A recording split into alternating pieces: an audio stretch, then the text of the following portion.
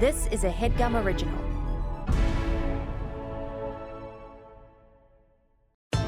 Welcome, ladies and gentlemen, and every kind of person in between. God loves you. This is History of Heat presented by Headgum and StockX. Say, you like that? I would stick to your day job and not try to be the black dude from Police Academy. Okay. Well, Isaiah, I thought we were going to be on a more positive vibe this morning, but I can. There's a couple black dudes in it. I mean the dude who did the sound effects. Yes, clearly. I didn't think you thought I was the big dude. Yeah.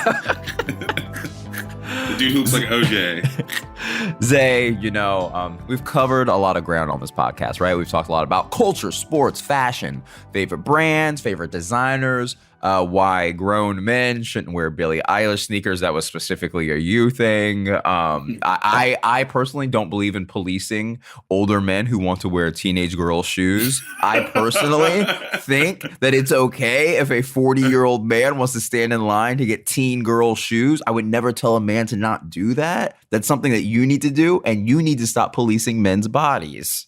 How about that? Man, I tell you what, I would Yassir from that defense. I would wipe your hard drive. Like, I don't know what you got going on. I would go home and I would wipe it out. Okay. One thing we haven't talked about, Isaiah, explicitly, the one thing that everyone cares about, except for me, because I'm a good Christian boy, money, right? It's how the things we collect, our dead stock sneaker collections, our trading card collections, our comic book collections have real financial value. Yeah, and you said it yourself, man, in the first episode. All kids are rich now. The kids that are shopping in Soho and these kids that are bidding against me on StockX, they're all rich now. It's very annoying. And the main question of this episode is, how do all these kids get so rich?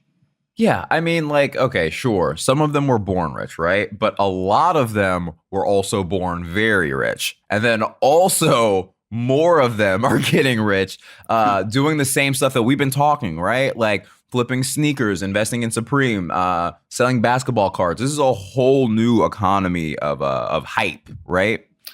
Yeah, there's always been a money side of it to all this stuff, like, all along. But the way it is now, it just really feels new. Right. I would say specifically for, trying to dig into it, we want to talk about the collecting and investing side of things, right? Like sneakers and streetwear and cards and comic books. These aren't just things that you buy and wear to show off your friends anymore. Like now they're assets and investments. It's like a stock portfolio, or dare I say a StockX portfolio, Isaiah. Ooh, you didn't know I was going to do that to you. So that's what we'll be talking about today. We'll be talking about collectibles. We're going to be talking about trading cards. We're going to be talking about sneakers as investments. We're going to be talking about all the different ways people turn their collections into money. So this episode, we've got Michelle Buteau, the host of Netflix's The Circle. I'm a huge fan of The Circle. Yeah. She's going to be talking about her collecting habits, what she's into. We have Amir Blumenfeld, the co-founder of Headgum and the co-host of the podcast If I Were You, to talk about his trading card portfolio and maybe where our checks are. Maybe where our paychecks are as well. Oh, God. And we've got sworn enemy, number one hater, dude that we cannot stand, senior StockX economist Jesse Einhorn, to tell us how to get rich. Now, this is History of Heat.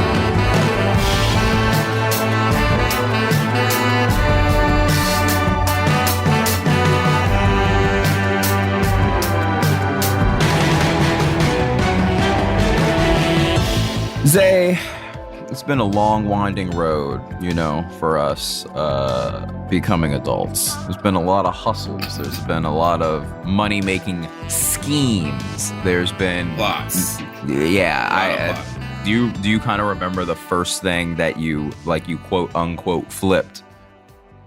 I would have to say, I think in my earliest flipping days, there are probably basketball jerseys.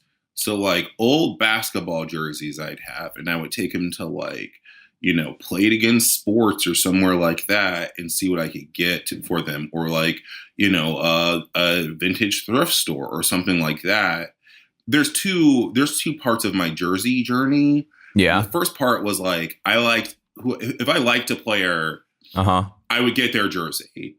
Right. Like one of my first jerseys was a Grant Hill Pistons jersey, though I'm a Lakers fan.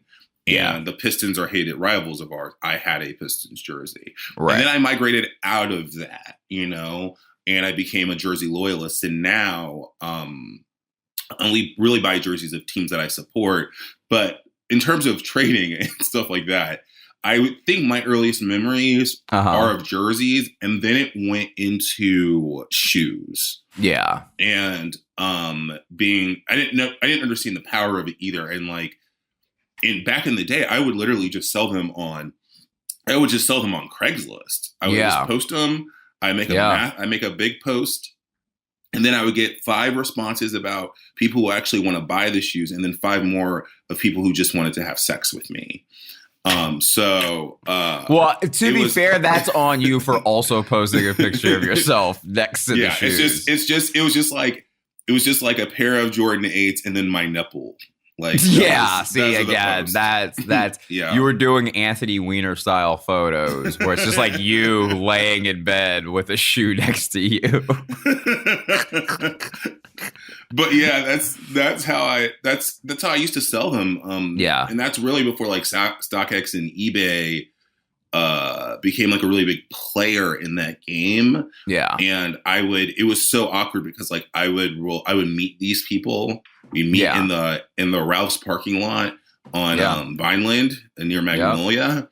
And I meet them there, and I would show them the shoes, they would buy them, and I go straight to the bank to make sure they didn't give me counterfeit money. Yeah. That's how I would do it. But what about you? What are your earliest sex trading memories? Sex and gear trading memories. I mean, I can go as far back as yesterday. I didn't even realize people were selling shoes like that. Like I moved out to LA. Isaiah moved out like right after me, like right out of film school. And he was already like on it, right? I remember like one of the things he like flipped for and got dough was like a pair of Jordan 2 infrareds, and he flipped them for something else and then like also got some money for them. And I was like, what? Like, because I was like 20, I must have been 23 at the time. And like, all I knew truly from being in LA was like Flight Club. Like, I don't even remember there being like reselling stores in Atlanta like that. But we also were kind of out in Marietta. So it's like that kind of culture hadn't really made it out there. So it's just like, all I remembered was like going to Fight Club on Fairfax because I wanted, and now I can't even remember, which is like it's such a bummer. But they're the SB Dunk lows that have like they're like the name isn't Desert Marauder, but that's who's on the tongue of the sneaker. I can never remember, but it's got like the 2 swords, and I just like those were like a grail of mine. As I'm saying this, I couldn't remember, and I was like, "Whoa, these are pretty ill!" And I grabbed them, and it was like $500, and I was just like, "This is what?" So then Zaya came out and started doing it, so I just like got more into like the sneaker part of it. But again, like the thing that like kind of no one tells you, and this is, though it's the great equalizer being online, it's also like one of the terrible things if you like don't have the bots or this or that. But like to really get in the sneaker game, like you have to have sneakers. Like no one tells you that. You kind of just, you can't just come in willy-nilly, like unless you're, again, one of these rich teens and it's like, I have $700 to blow, which is like, that's like an impossible amount of money to me, right? So like, it was like, again, like unless you have something to put up to also get the cash and then flip those for another thing, like you're kind of just like SOL, right? So I was always kind of watching from the sidelines, but again, Isaiah's always had like an ill collection. Like I've always been like, and I've kind of talked about this before, but like I was like a much more casual dude. Like, I had Nikes and, I still had things I was proud of. I had SBs, but like I never had like rarities, right? I was like, I was wearing like New Balance and Sauconys, and like again, like I wore like a lot of Nike Vandal lows, which were like my like to this day still just one of the illest shoes of all time to me. So my first like real trading experience thing came from comic books. Like I understood it with comics and comic cards. I knew that it's like I can give like this holofoil apocalypse card and also give, you know, like a Spider-Man #1 Todd McFarlane with the silver webbing versus the gold, and then get, you know, $10 for those two things and get an issue of Wolverine 100. So like I didn't even realize that it could go with like, you know, what I considered more adult things like shoes, you know. So I was just always in that vibe of it. Like I was always constantly doing it in terms of like things that I consider like you know, children's entertainment, if you will, because I was a child at the time. But like you know, like you could go into a comic book store and be like, what can I get for these? Or like walk into like you know, a CD place and be like, what can I get for these CDs? Right. But it's like I didn't even realize there was reseller markets for all these other things, you know. I think, yeah, I mean, I remember going into comic book stores with you and you literally having boxes of comic books and putting them there and being like, what can I get for these? And you essentially like almost never getting actual money for it, but usually trading for something that you wanted. Right. I would also like, we would be remiss not to talk about your time working. Like you were working at what essentially was StockX before StockX was StockX. Yeah, it was a used book, CD, and DVD. Not even DVDs. Like half DVDs have VHS and half VHSs. Called the Book Nook by the Big Chicken in Marietta, Georgia, right next to the Big Chicken. If you don't know what the Big Chicken is, it is what it sounds like. It's a giant mechanical chicken that has been attached to a normal sized Kentucky Fried Chicken in downtown Marietta. But that KFC also has a gift shop. It does. There's a Big Chicken gift shop on the inside. So I would say that's kind of your trading real origin story is like having like you were the man behind you're like, you know, the Sean Wotherspoon of round 2 sitting behind a desk and being like, nah, we'll take this. We won't take this. What is this? Lord of the Rings? Pass if it's not the special edition, you know, like doing that kind of stuff. It's not the edition that looks like the Bible, so I don't want it, you know? Yeah, that's literally what I was about to say. I was like, people will come in there with that regular clamshell DVD version. I was like, buddy, this ain't even the Lord of the Rings one that looks like a book. Hey, you know what? Get out of town. Get out of here. Hey, get out of town.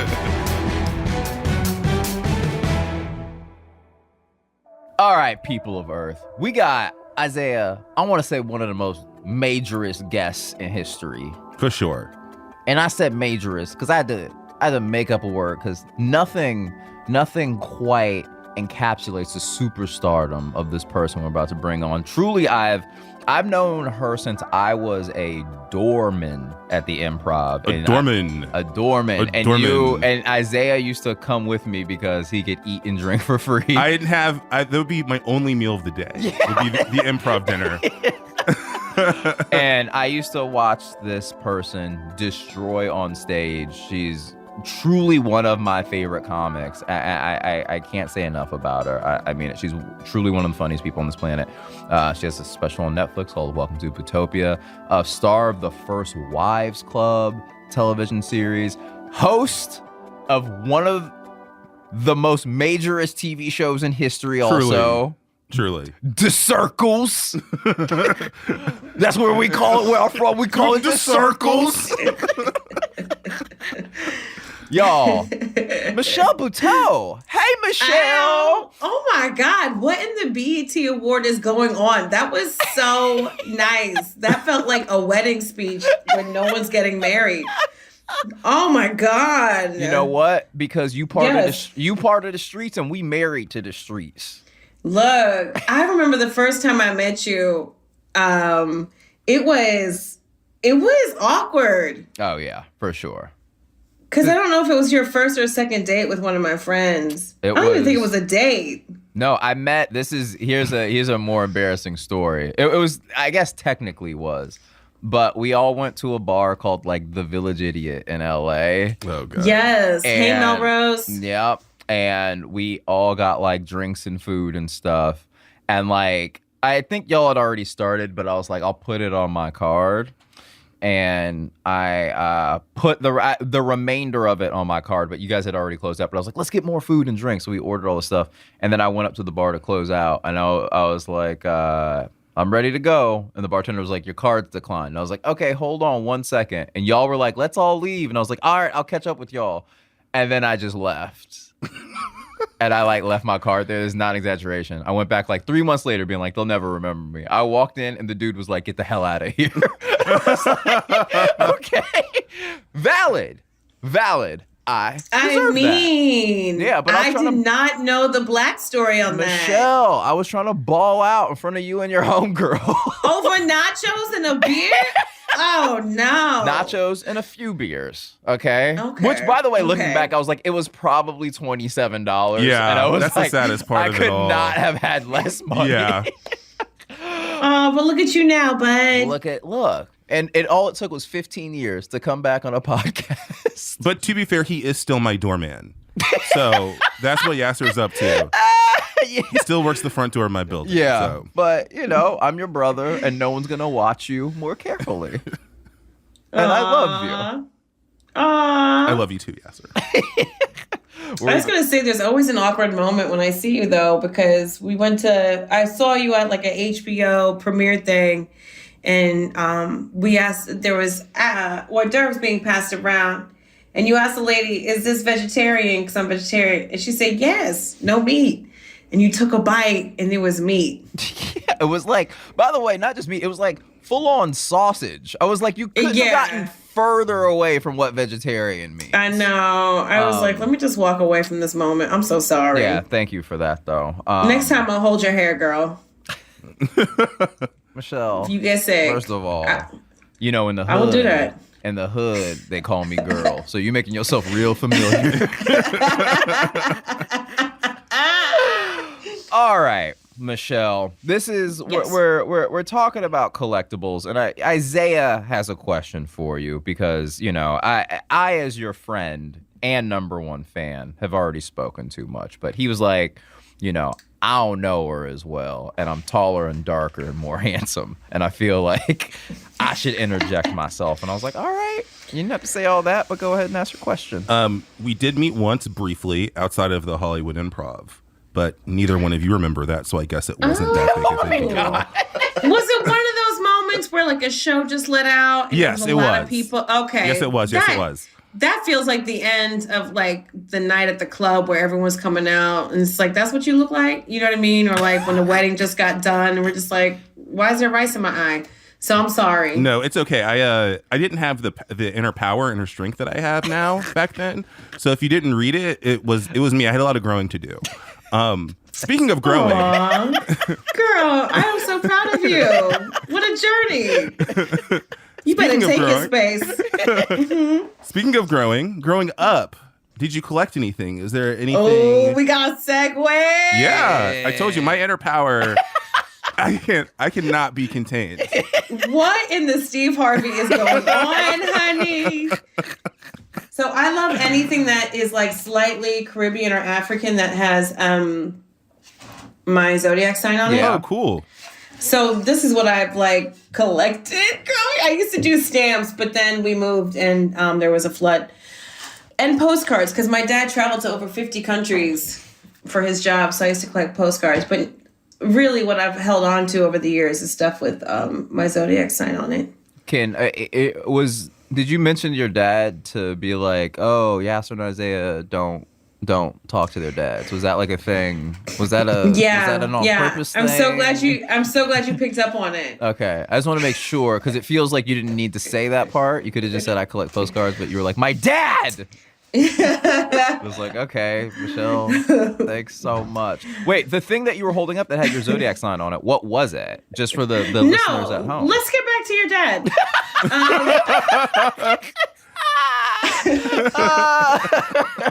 I mean, did someone like cut their finger? Because we hit a nerve. So, yeah, I mean, this is from Jamaica. This is supposed to be a lion. Let's just say it is. We don't know. It kind of looks like someone's single auntie at a family reunion. Yeah. And this is like the national flower. Okay. And that's the other things. But is it a paddle? What do we look? I'm just trying to figure out what the actual item is itself, or is it just like a beautiful adorned wooden plank? Yeah, you just like there's a lot of wood stuff in the Caribbean. You just hang it up. Now, Michelle, besides talking about your dad all the time, you're also known for having kids. People aren't really talking about the career. They're like, she has a dad and she has kids, and that that's what I would say the two biggest things. But the question I was going to ask is, and we're going to get into it for you in a second, but like for the babies, is there something like, for you it was postcards and like zodiac sign stuff for your sweet little kids? Is there anything that you're starting to collect for them that you might pass down? Is there something they're into, like any things they've shown interest in that regard? It's funny because there's a lot of gifts from people, and there's like, because my uncle's the Archbishop of Jamaica, there's like a lot of Catholic gifts happening. It's a lot of Noah's Ark type shit being thrown at me. Right. But husband and I like to get the kids a new pair of Adidas's, or is it Adidas, every year for their birthday. So I think the one thing we will end up collecting, or what is it, bronzing? What do you? Yeah, you bronze them. We're gonna taxidermy their first pair of Vans. Okay, that you don't have to say it like that. That implies something else, dear Michelle. That is something else. So they're already sneakerheads without even trying, really. Yeah, I can't think of anything else that they would collect because they destroy everything they love. Huh. Oh. Okay. Well, that's kind of how I've been with personal relationships in the past. But again, I've grown a lot. I'm stronger than I once was, and I don't do that anymore. Well, you're just a walking Kelly Clarkson song, aren't you? I think so. Please, somebody tell her that. All right, for you, Michelle, as an adult now, is there a broad swath of things like I like, clothing or bags or shoes or whatever? And if so, is there something that gets more specific? Like, people are, especially StockX customers, are going ham on like Telfar bags, Like, is that something that No, I don't really subscribe to any of that bullshit. I do what I like and what serves me in the moment. Yeah. And I've always been like that. Like, I'm a plus size bitch. I've been a size 12 since I've been 12. Actually, that's why I wrote my book, Survival of the Thickest, Plus Size Essays in a Small-Minded World. Bitch! Because I've always had to, like, style myself and find my own way. It wasn't until, 10 years ago that the fashion industry deemed us worthy of spending our money on their bullshit. So, yeah, I don't have any of that. I don't have, my mom's Louboutins or whatever. Right. Yeah. So... Nah, what I do like is I like to support Black-owned businesses, especially Haitian people just coming out here trying to make jewelry and shit. Yeah. That's my jam. Okay. Not to be all like a brown titty Rachel Maddow, but here the fuck we are. Okay. By the way, who's to say? Oh, that's just Joy and Reed. Who's to say hers aren't also brown? Let's step back. Let's ask her. Let me do the research. You know what? Get Mad Owl on the phone. Like, hey, we got a question for you. All right, Michelle. She's probably listening. Yeah. Oh God, I hope not. It truly terrifies me. Okay, real talk. We've spoken about your dad. We've spoken about your book. We've spoken about your wood collectibles. We've spoken about your kids. We've spoken about how you don't subscribe to any of that stuff.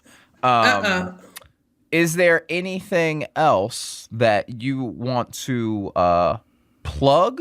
Is there anything else that we should be on the lookout for you? Should we be on Buteau Watch 2021/2022/2023/2024 and beyond? I have some things in the works. We're gonna go ahead and film season 3 of First Wives Club, available on the PET Plus app. So if you like quality Black content, go ahead and reruns of Martin. all the reruns of Martin you any could Martin. ever Any Martin. motherfucking want.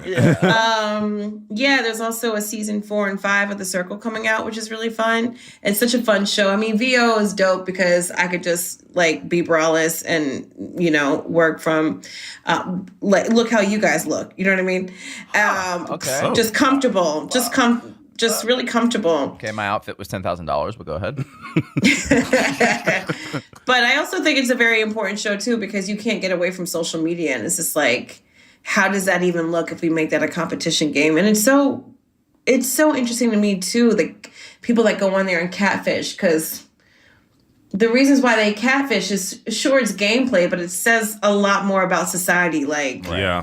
I'm a pretty girl and everyone's gonna fuck with me and not take me seriously, or I'm a butch lesbian and nobody wants to be friends with her, so I'm gonna be like, it's always interesting. Or like, I'm a bigger person and I can't flirt with anyone because no one finds me attractive, so I'll be, because my strategy is flirting. It's like fascinating and also important.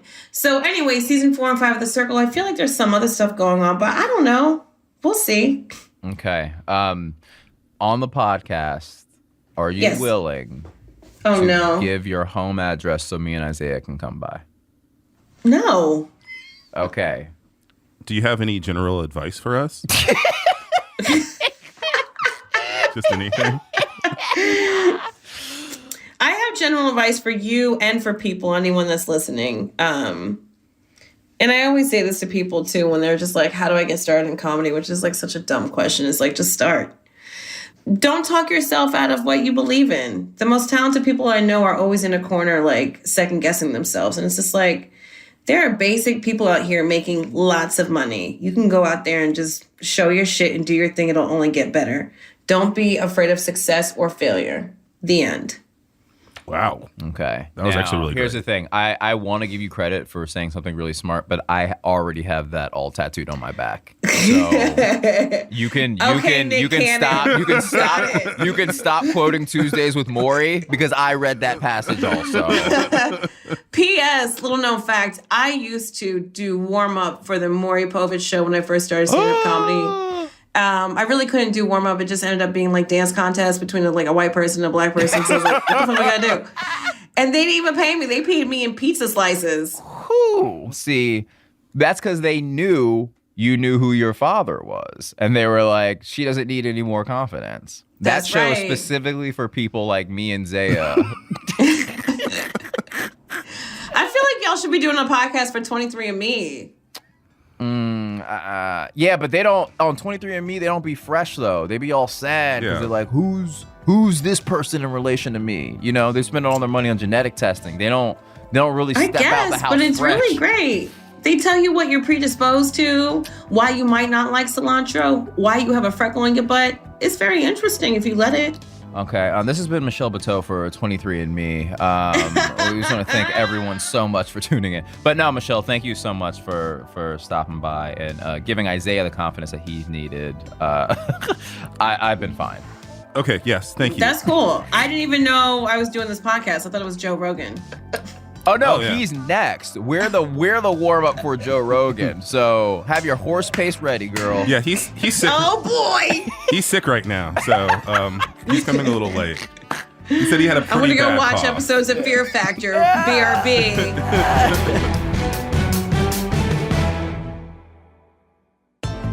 Welcome to StockX, the only live marketplace for what's now and next. From the most historic heat to the latest instant classics, StockX specializes in giving everyone access to what they want and love. With StockX, you have the power to shop millions of hard-to-find or sold-out products at their true market value. And thanks to StockX's live marketplace, you have the ability to instantly shop the latest and greatest. Download the app or sign up online to start buying and selling in a few easy clicks. That's right, you can use the code HISTORYHEAT for free shipping on your first purchase of any order of $240 or more. Start shopping at StockX.com. Access the now.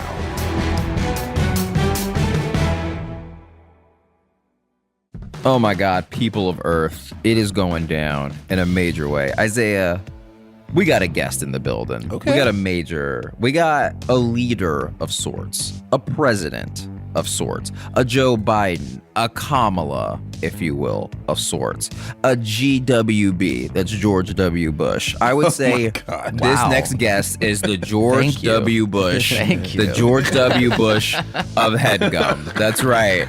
Yep. And I don't want to hear another credit out of this guy's mouth. He's for sure the George W. Bush of Headgum. He's the co-founder of Headgum, co-host of the podcast If I Were You.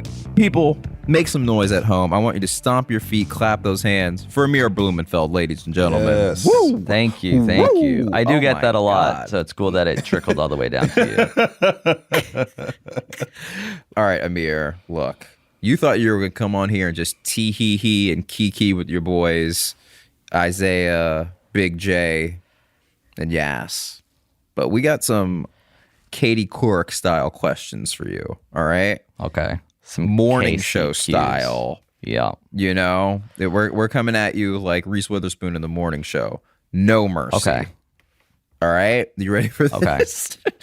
I'm scared now, but yeah, I think I know You what we're should talking be. about. You should be. Where were you the night of December 12th, 1998? Jesus, this is gotcha journalism. Yeah, it is. All right, we're going to ask you some Katie Couric style questions. First one, Amir, this is the collectibles episode. Did you have trading cards as a kid? If so, do you have a favorite one? And, here we go with the journalistic integrity. Do you still have that trading card? I did buy some as a kid, like, you go to a birthday party in third grade and it's 1991 and somebody gives you a pack of whatever, Skybox basketball cards and you open them at home. Yeah. I remember keeping one Chris Webber card when he was in the Michigan jersey. I don't know where it is. I remember having a Thurman Thomas Bills running back card. I don't know where that is. And then during the pandemic, when everyone was stuck at home talking about how these cards are now worth a lot of money again, I got sucked back into the hobby because it combined my two passions of making a quick and easy dollar and also Nick Van Exel. So together, those things came together. Love it. That's right. Yeah. Okay, good. But, hey, and by the way, big shout out to Sick Van Exel. If you at home listening right now. Nick the Quick. Yeah, we with you, boy. We man. always with you, Nick. The cool thing about that Chris Webber card when he was in college is that he definitely got paid to make it. Oh, definitely, yeah. So that's my favorite part about that. And the shorts were so baggy they came out of the card. Kenyon Martin style. Well, it was filled with the shorts. The shorts were sagging because they were filled with money. Yeah, cash. Sweet booster cash. So what kind of cards do you collect now? Are you still in the basketball world? Or? Yeah, mostly basketball. I sort of tried to dabble in football a little bit, but that didn't really appeal to me. I'm more of a basketball fan. I do have one random hockey card in my collection, which is I couldn't afford the Wayne Gretzky card, so I went for the one other player I can name from my childhood, which was a Patrick Waugh, goalie for the Montreal Canadiens. Rookie card. I noticed that there were only 90 of these PSA 10 graded Patrick Waugh rookie cards. I'm like, you know what? If I can't afford a Gretzky, give me the best goaltender. And again, I don't watch hockey, so I can only assume he's the best goaltender of all time because I actually remember what his name is. So I bought one of those too. But the rest of them are basketball. Oh, that's tight. I mean, yeah, I think so. He's like the only goalie I've ever heard of. I remember him playing in my Sega Genesis game growing up. I remember Gretzky, I remember Patrick Waugh, and like a few other players. So I went for the one that I remembered, yeah. That Wayne Gretzky card sold for $3.75 million recently. Yeah, so if I can get So I'm half kind of of that surprised for the you Waugh, can't afford that. Yeah. honestly, I'm not greedy. I will take that $2,000 card and I will sell it for $1.8 million. That's enough too. Like, I don't need the full Gretzky for it. And if anybody's listening, you can make me an offer at 1.5. I will gladly take it. Dude, that's really kind of you. This Waugh card is just burning a hole in my pocket. Okay, just real quick. I know you think that's the second most expensive hockey card, but I did look, and it is actually Adam Banks from the Mighty Ducks. Really? Damn. Yeah, the character Adam Banks from the Mighty Ducks, who left the nice team to play for the Mighty Ducks. I was gonna say, was he the one without the dad? But that was Charlie. That was Conway, right? That was that was Charlie Conway. He had no dad. Adam Banks was preppy / cake eater. Remember? Oh yes, Cake Eater, of course. Yes, very famously. So Amir, you're not doing nearly as well as you think you were. question for you, Amir, Yeah. aka Kamala, aka George W. Bush. Yes. What is the most expensive card you own or that you've paid for? I went Dutch, or whatever the three-way equivalent of Dutch is, on a LeBron James PSA 9 rookie card. Those were like $10,000 at the time. I'm like, I don't want to spend the price of a car on a piece of cardboard. Let me grab two friends that are Laker fans like me. Let's buy a LeBron James rookie card. If it's worth half as much as a Michael Jordan rookie card one day, that'll be a fun investment. So we went three-way on this 2003 Topps Chrome LeBron James rookie card. Where does it live? It rotates. So it was in my house a little bit. Now it's in my friend's house, maybe the third friend's house. It's like that Simpsons episode where they split the comic book three ways. So yeah, he gets it on Sundays and Thursdays. I get it on Tuesdays and Fridays. And then there's one day a week where, that's God's day. We give it to the man upstairs. You give it to the Lord. You just put it in the sun. We put it in a hot air balloon. And if it loves us, it comes back. That is so funny. The goat deserves the goat. Yeah. No. The glory, The God of all time. Yeah. And ultra light beam. Yeah. So what's your Grail card? The best card that I own, or the one that I'm aspiring to get one day? I think a Grail is something that you kind of aspire to get, in my opinion. Well, since getting into this hobby 9 months ago, it seems like the biggest, most expensive, fanciest card is this Michael Jordan 1986 Fleer rookie card. There's like only a certain handful amount of this PSA 10, which is like a mint condition card that's 40 years old at this point. That one was almost selling for $1 million. So I guess I'll say that's my Grail card. Hopefully the market collapses to the point where me and my friends can now invest in that card. We already have the LeBron rookie. And then there's just favorite players of mine growing up. A Nick Van Exel rookie card, an Anthony Pila rookie card. Let me give Eldon Campbell a shout out. So there's Eldon like personal Campbell. grails. I love it. Yeah. Wow, Personal yeah. grails, and then like, famous ones. Just a follow-up. Do you have any cards of a player that you absolutely hate? Yes. Okay. Oh. I invested in a Chris Paul rookie card. Oh, I also hate Chris Paul. This is fantastic. Yeah, I don't know why I did it. Yeah. It seemed undervalued at the time, and it was like a black refractor. So I'm like, oh, this is cool. It's a numbered card. It's a Chris Paul rookie card. It looks kind of cool because he's in a Hornets jersey. Dislike Chris Paul as a player. Think he's kind of annoying. Think Super he's like, not fun to root for. But it just seemed like a good business investment, I guess. So were you like rooting for the Suns in the finals? Because it would have probably doubled in value if he'd won that chip. I was kind of conflicted because like I had this Chris Paul rookie card, and then I also bet on the Bucks to win the finals before the playoffs started. Yeah. So I'm like, okay, you know what? Either way, I'm happy. It's a short-term, long-term Slash- situation. Yeah, Wow. exactly. Yeah, Chris Paul has that uncle energy that I just don't like. He's just got an uncle, where them kids at. It's the gif of him laughing and then not laughing anymore, and that's like his essence. Yeah, it is. Like he's just he's a troll. He's a twerp. He's annoying, but he's so good at it. He's really good, and then he also cheats. So like you don't have to do both, Chris Paul. You're great. You don't have to run into people also and yell at the refs. Yeah, he's so annoying.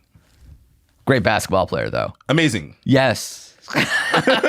One of the best point guards of all time. Let me not tank his value. The card is worth thousands of dollars, I assure you guys. And I love him personally.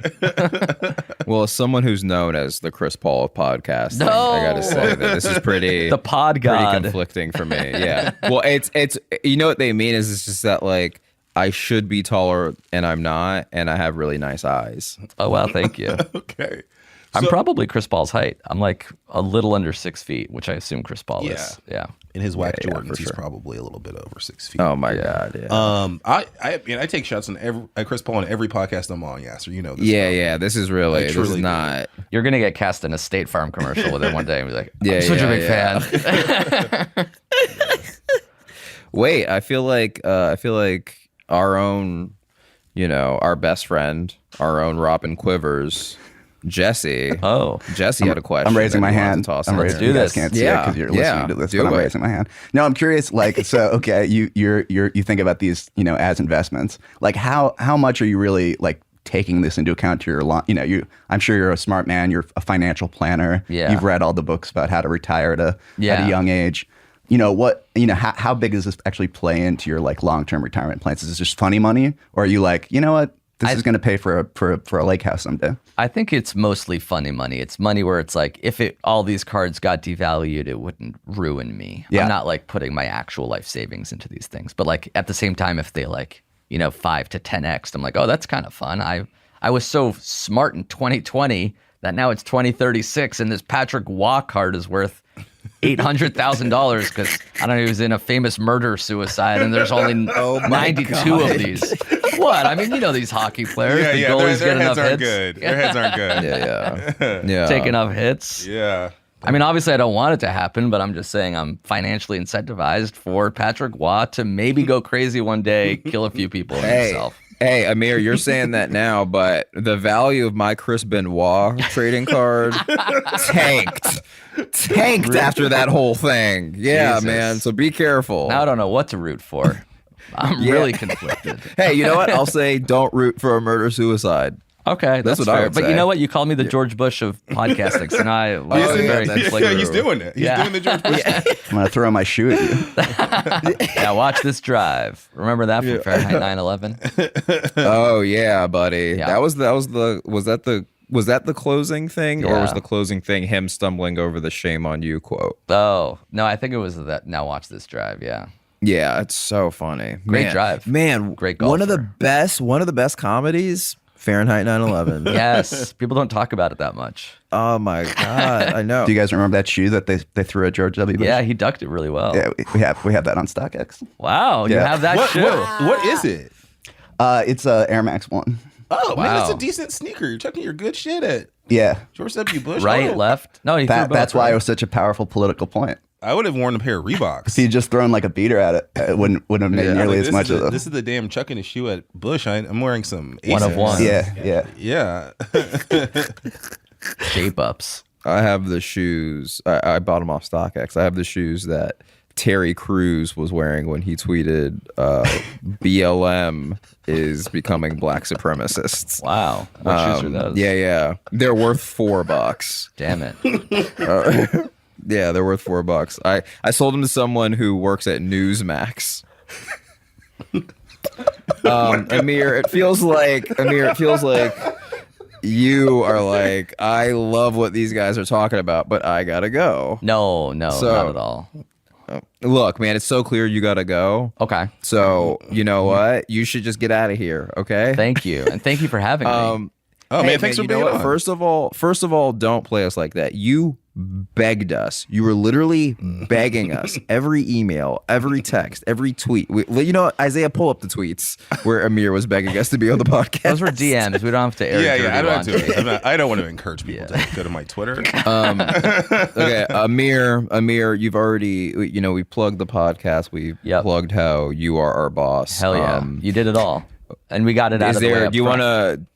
do you want to give everyone your home address real quick? Yeah, I mean, I guess it's 318 South Broadway Avenue, New York. New York. 104. That's it. That's the zip code. 104. Okay, no, and there's for sure. Come on, where's the apartment number? Don't be stingy. Don't be stingy. No, it's a full Give us your townhouse. home I sold the walk address. card and I bought a Oh. Nice split little level, Nice little brownstone. 2-family in Park Slope. Yeah.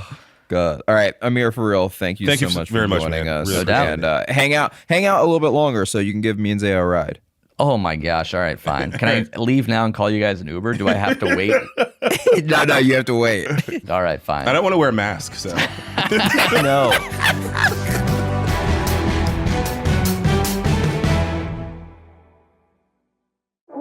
We are back with, I would say, probably one of the least liked segments on the show, according to Twitter, Instagram, and his family. Yep. We're here for the Price is Hype with senior StockX economist.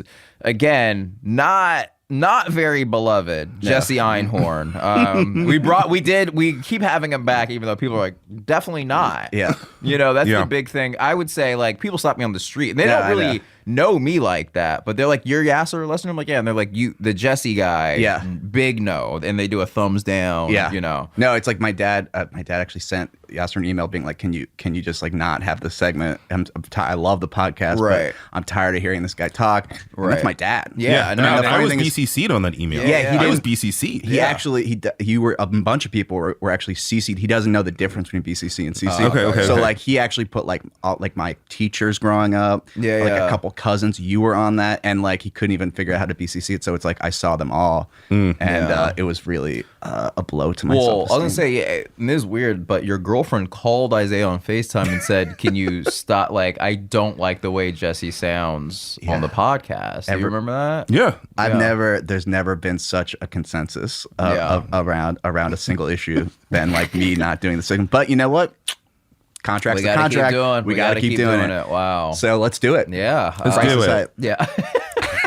So, how are the kids on the streets, in their homes, houses that I'll never be able to afford to buy, making money off collectibles? Yeah, I know. I mean, it's crazy. Stepping back for a moment, it's like, you know, we talk about this a lot at StockX, which is like there's this new paradigm emerging of alternative asset class investing.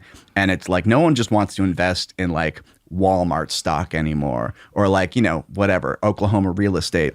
Like everyone wants something that's both like culturally meaningful, but also kind of like financially savvy. And there are a number of these products that have emerged, sneakers, but also collectibles, trading cards, comic books, that serve this kind of dual function, right? They are both, you know, cool to consume, right? They're cool to own and collect, but they also are like, you know, kind of a savvy investment.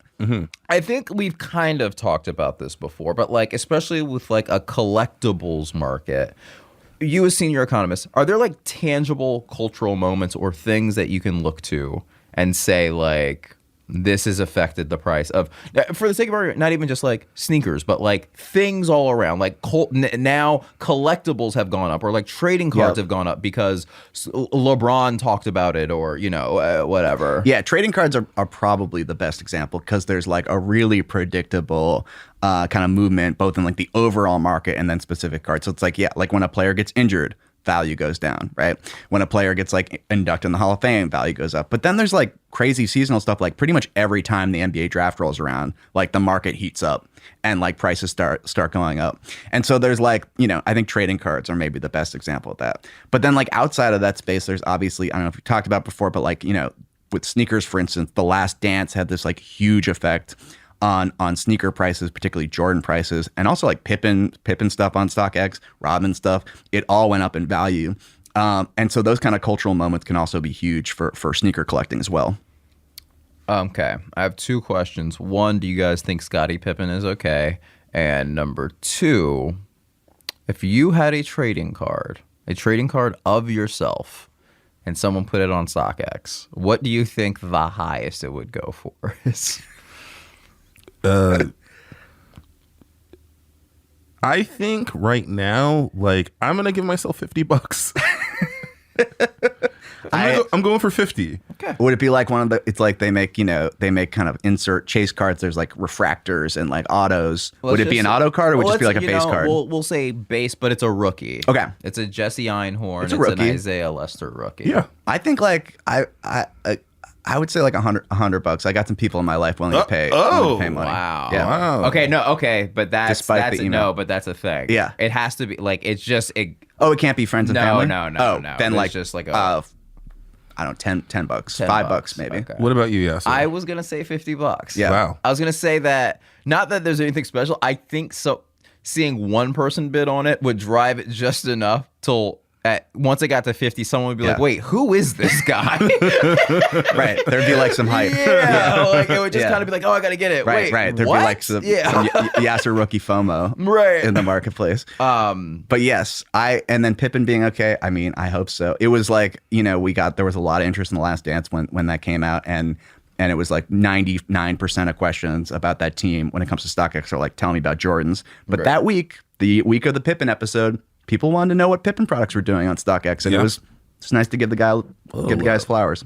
I mean, he's so good. It's just like, I just like that now he's gone full Phil Jackson sucks. Michael sucks. Yeah. It's just very. He's bitter. He's a bitter guy. He's a bitter He guy. had a good life though. He had a so good life, you know. But Future will ruin if once Future's involved in your life. yeah, you can't. It is a grease mark you cannot get out of a t-shirt.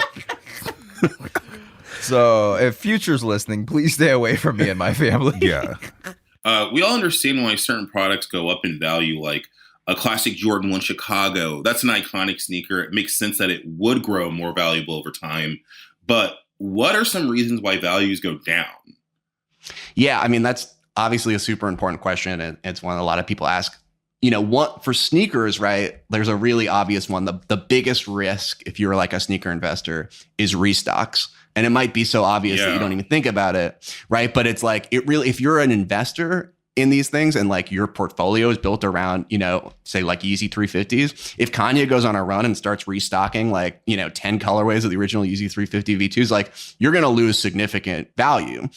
We actually did like a study of this and tried to quantify like how much restocks affect, you know, Yeezy values. And because Kanye was doing this a lot, he still does it a lot, but there was a period where it was like every other week there was a new restock. And we found that values for after those restocks went down between like 30 and 50% on average, right? So like if you had a, you know, like a Yeezy Beluga 2.0 and it was worth $400, like it would be down to, you know, $250, Right. maybe even $200 after the restock. Prices would go back up eventually, but like it's a pretty significant hit. And like, you know, with Kanye especially, that was an interesting time too, because you probably remember he was like on this tear where he was like, I'm going to democratize access to Yeezys. I'm going to make it so everyone, you know, there's a Yeezy in every household. And like, you know, what that was basically signaling is that there's going to be a huge influx of supply and that there's like the runs on these things is going to be huge. And so like that was a real risk. And there was like a few months there where Yeezy price premiums and Yeezy prices like really bottomed out.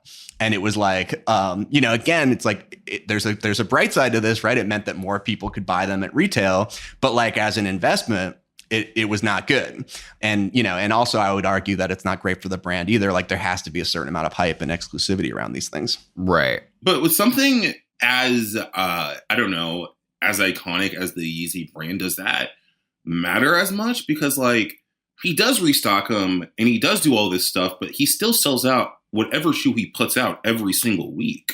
So Yeah. is it more important for other brands to be more aware of that than it is to say like a Yeezy who's going to sell a shoe no matter what? Or if it's like, let's say if it's like they're going to redo the Air Cross Trainer Bo Knows 1, the medicine ball shoe, you know, like that I see, or like the Kobe Grinch, even when the Grinch came out, because that was like my grail and I got the restock, which ended up being essentially a quarter of the price of what the OG was worth on the market.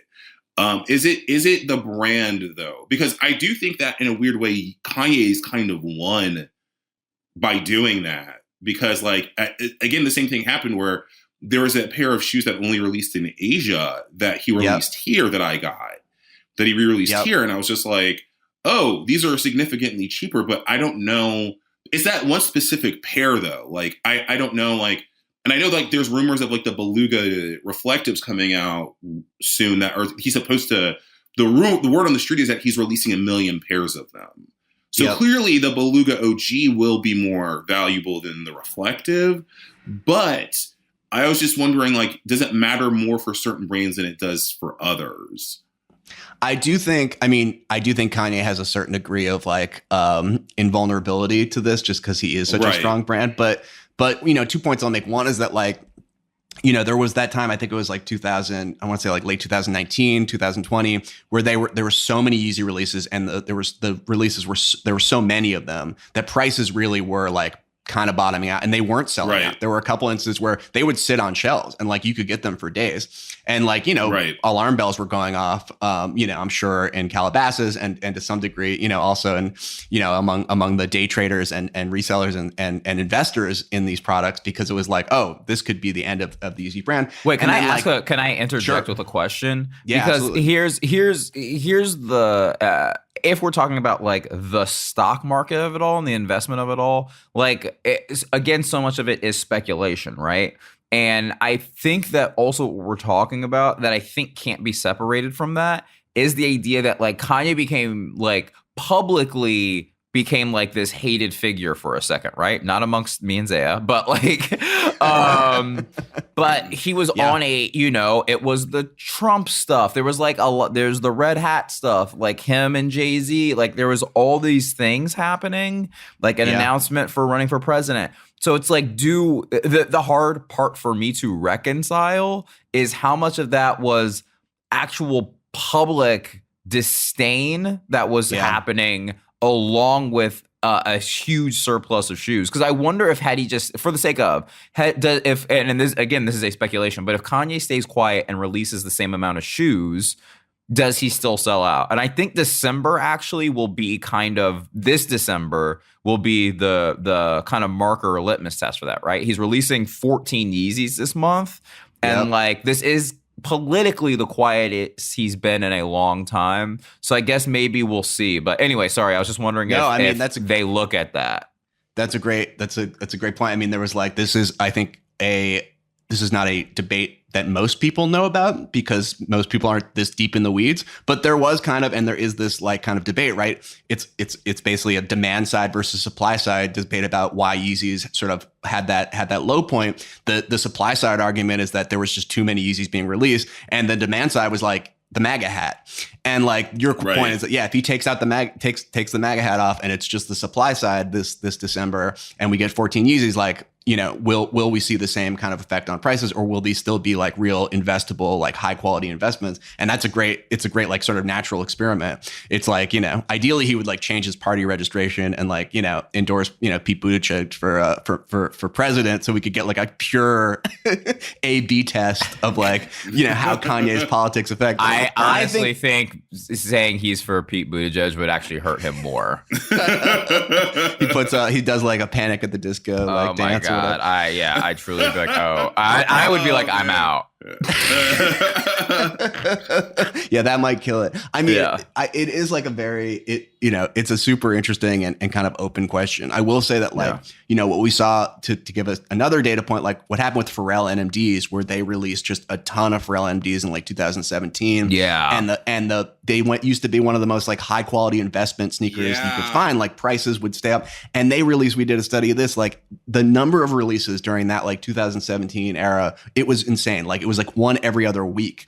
They went from being very limited to being ubiquitous, and prices just collapsed. Like these sneakers used to go for 3 times, 4 times retail, and they would not sell out. They would go for like under retail. And it's taken years. I don't know if they really haven't come back in any meaningful way. It hasn't fully recovered at all. No. Yeah. Not for the NMD. Yeah, not for the NFTs. And so going back to obviously we've gone on a tangent here, but going back to your like original question, like what causes prices to go down? Like what are the risks? Like this is one of the main risks, which is like brands, you gotta have a certain amount of faith that the brands will be smart about their supply strategy, and that they'll be, you know, somewhat like restrained in terms of how far they push it. Because there's always going to be the incentive on the brand part to like make more money and sell more sneakers and sell more toys and comic books, whatever. But like they also have to be smart, and you gotta have to trust them to be smart, that they're not going to flood the market and just kill everything, because that can really happen. Another analogy, right, is what happened in the 90s with trading cards, right? Like, you know, at the peak of the junk wax era, the card companies were making 81 billion cards a year. 81 billion they were making. And like you and I, we're from this era, right? Like if you bought cards between like 88 and like 94, right? Like those cards aren't going to be worth anything now, because there was just so many of them. They were just pumping them out, and it was like, it just killed the hobby. And I think this is something that like the lessons have been learned. Like the brands have learned this, like you can't get too greedy. You can't put too much product out, because like you're going to kill like any kind of investment market there is. Yeah. Well, Jesse, first of all, you've talked way too much. So I will say it feels like it's time for you to ask us questions. Let's do some questions. We'll do a quick lightning round. I want to test some knowledge here, what we've learned. And we're going to there's a quick Q&A about investments and collectibles. So let's start out with this. So I'm going to give you 4 kind of types of assets, and I want you to rank which are the most profitable from best to least. And so we're going to start out with Jordan 4s is 1, KAWS collectibles 2, Air Max 1s 3, and then the Dow Jones Industrial is 4. So those are your four categories, and we're going to be looking at, just to give you a time frame, let's say from the beginning of 2020 to the present, which of those four from best to least was the best investment versus the worst investment. Air Max lowest, Dow Jones, Cause Figures, Jordan 4s. Jordan 4s being most valuable. I'm going to go Jordan 4, Cause Figure, Air Max, Dow Jones. Okay, so the answers are, and I got to say this was taken a couple months ago that we did this analysis. Dow Jones is actually last, and the S&P 500 is last. Yep. Okay. It's like 30 or 40%. Air Max 1's second to last with a 50% price appreciation since 2020. Cause Figures are number 2. They've appreciated by about 60 or 70% on average since 2020. Jordan 4s are up there at 100% price appreciation since 2020. I was going to say Isaiah nailed it. Just nailed it. Isaiah nailed the list. Damn. He nailed the list. That was good. All right. Again, I may have like zero effect on people, and maybe just generally like elicit a strong emotion. But Yassir, you consistently come in second in these guessing games, and I almost think that's like maybe a more humbling fact. Jesse got the blade. Hey, first of all, a little bit of spicy mustard on the sausage there. Yikes.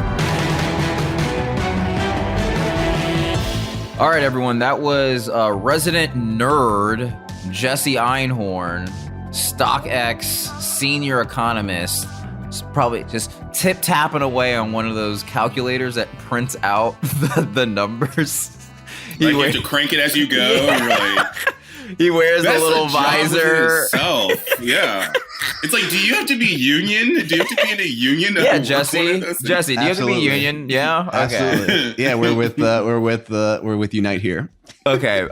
Here's the thing. Again, people can't see you, so they can't see that you're wearing a little visor and a tiny little bow tie and a vest as you crank away at your dumb little calculator. But we want to thank you for stopping by and giving us your nerd knowledge. Again, you didn't have to, and it feels like we actively disinvite you every time, and you still show up. So that's pretty cool. Yeah, and I just want to say solidarity. Appreciate you supporting our union, and it's like we'll see you on the senior economist picket line. Oh my god! Yeah. All right, Zay, you know what we got to do now, right? A storm front is coming through. You know what I'm saying? A heat wave, or maybe a cold pressure thing. Yeah. I was going to say, there's never any love for the cold fronts. We always talk about the heat wave. Yeah. We never talk about the cold fronts. We don't talk about the chilly chill. We don't, we never get it into it as some icy boys. So icy, man. So icy. Okay. But this is, we're going to try and forecast some heat, right? Families, they used to take pride in having like huge movie collections at home, right? Me still being one of those guys. I'm families by myself, me, my wife, and my dog. But now it's weird, right? We also moved from like records to CDs to MP3s and streaming, and now records are cool again, right? Here's my question to you. Do you think like a DVD, a Blu-ray, does that become cool again? Or in general, what do you think is coming back? Like even a card you'd want to buy. I know you have some that we need to talk about, but any dope merch or collectibles from the pandemic, anything like that?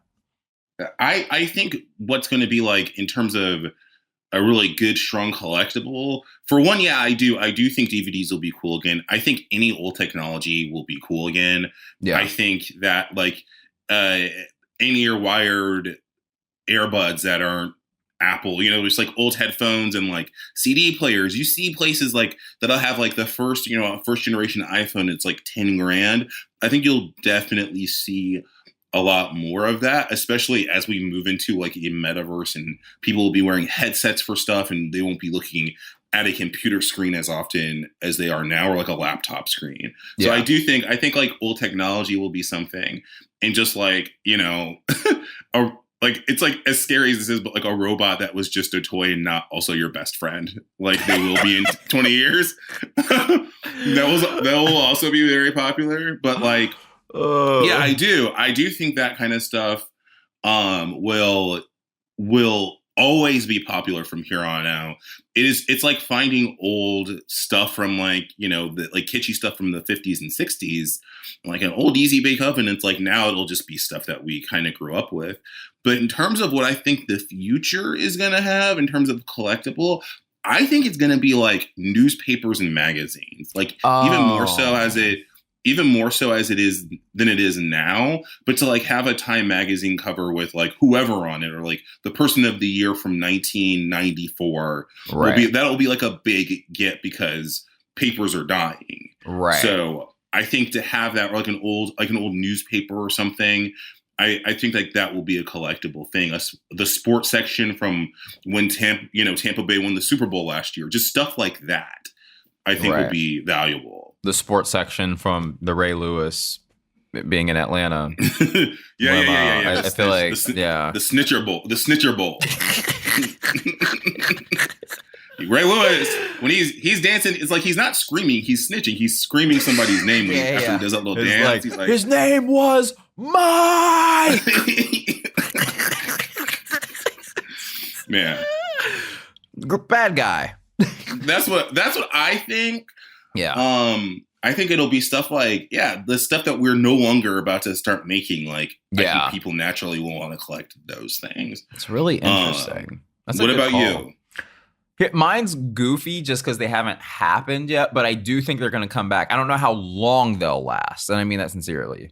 But I genuinely think like collectible like cups and mugs. Like, remember when it was like you would get like the plastic cup that's like Disney Presents, or like, you know what I'm saying? Like a big gold cup like that was like... It would be like a big scape of like art all around it that would start to wear off. Yeah. I weirdly think it's going to be stuff like that because, like, those things, they still make those things, right? Like, if you go to a Super Bowl or a World Series, like a sporting event, whatever, like, all those things still exist, but they don't hold any value. Whereas when we were kids, like, you would, like, run to a Burger King to get one of them, right? You get they're doing a set of 5 out of 5, and you had to get, like, I got 1, 4, and 5. I need the other ones. Yeah, right. You would definitely get that. Yeah. But like, I actually, just because the Braves, Braves just won the World Series. Shout out to the Braves. I bought a bunch of that stuff. Like, I got the cup, and I got the pen. I got like, the novelty towel. Yeah. Things of that nature. But yeah, you're right. It wasn't, and they were very cheap. It wasn't like an expensive thing. Right. But that's an interesting choice. I think that because, like, what you're saying is the smarter answer, because that holds a tangible value over time. But cups are those things that do go up and down. And I think right now they just haven't had their moment again yet. And I think they're about to, because we've kind of touched on all the other like collectible touchstones, like, other than like, for the sake of like Beanie Babies, which might have a resurgence. But like, other than that, I think the thing that we will be seeing is like a like cup thing. A cup thing? A cup resurgence. That is so weird to me. Maybe Lil Wayne will OD with the double cup, like a Disney princess double cup. Oh man, that is a bad way to end this episode. He'll survive. That is just not a great way to do this one, I gotta say. But that way, what if he's just like, it was Princess and the Frog. Oh no, yeah. But personally, I started doing cards a little bit.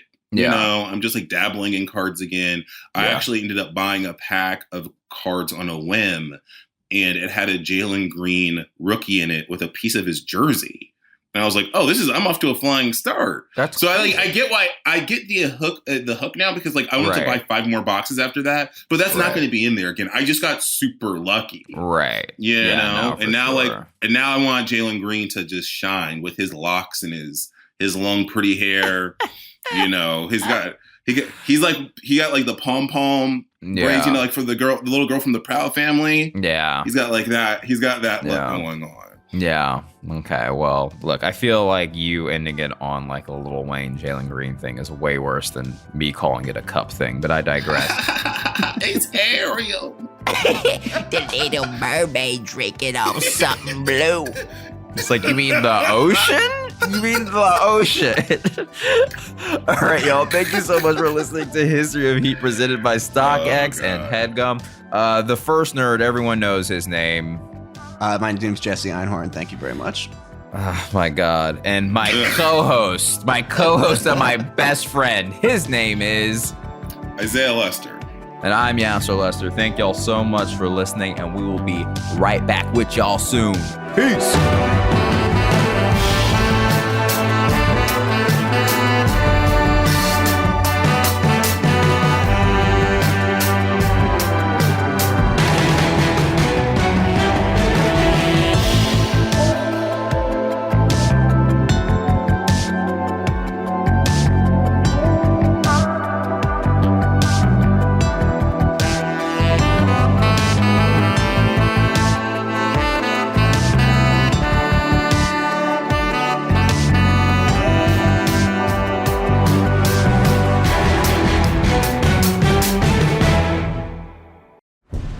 Was a Headgum original.